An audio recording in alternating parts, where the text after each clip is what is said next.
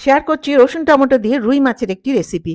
৪ টুকরো রুই মাছ আমি লবণ আর হলুদ দিয়ে ভালো করে মেখে ম্যারিনেট করে রেখে দিলাম। এইবারে একটা কড়াই গরম করে দিয়ে দিলাম ২ টেবিল চামচ সর্ষের তেল। সর্ষের তেল গরম করে মাছের টুকরোগুলো আমি গোল্ডেন ব্রাউন করে ভেজে নিচ্ছি। মাছগুলো ভাজা হয়ে গেল, এবার একটা বাটিতে আমি তুলে নিলাম। ওই একই কড়াইতে দিয়ে দিলাম কাঁচা লঙ্কা আর 1/4 চা চামচ কালো জিরে। দিয়ে দিলাম মাঝারি সাইজের রসুনের কোয়া, দিয়ে একটু নেড়ে নিয়ে দিয়ে দিচ্ছি ২ টো মাঝারি সাইজের টমেটোর টুকরো, দিয়ে লবণ, হলুদ আর চিনি দিয়ে খুব ভালো করে এটা কষিয়ে নিলাম। কষিয়ে নিয়ে দিয়ে দিচ্ছি আন্দাজ মতো জল, দিয়ে ২ মিনিট ফুটিয়ে নিয়ে আমি দিয়ে দিচ্ছি এই ভেজে রাখা মাছের টুকরোগুলো। মাছের টুকরোগুলো দিয়ে একটু নেড়ে নিয়ে আবারও ঢেকে ৩ মিনিট আমি ফুটিয়ে নিলাম। দিয়ে দিলাম চেরা কাঁচা লঙ্কা। গ্যাসটা বন্ধ করে দিলাম। রান্নাটা কমপ্লিট। ঢেকে আমি ৫ মিনিট রেখে দিচ্ছি। ৫ মিনিট হয়ে গেছে, ঢাকনাটা খুলে এবার একটা বাটির মধ্যে আমি তুলে নিলাম। নিন তৈরি অতি সুস্বাদু রসুন টমেটো দিয়ে মাছের ঝোল।